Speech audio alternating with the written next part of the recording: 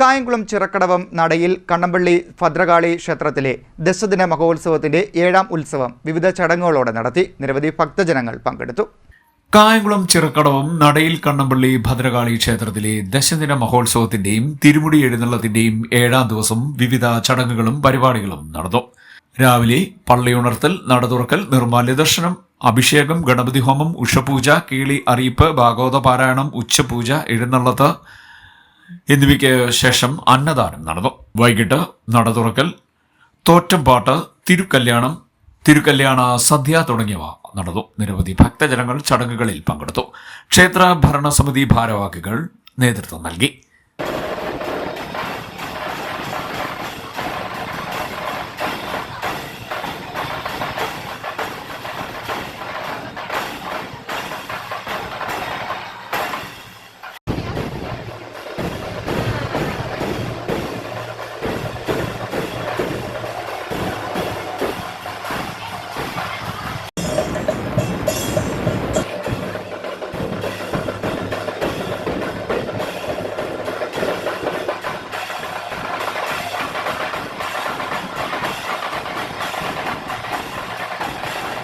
CDNet News, Kayamkulam.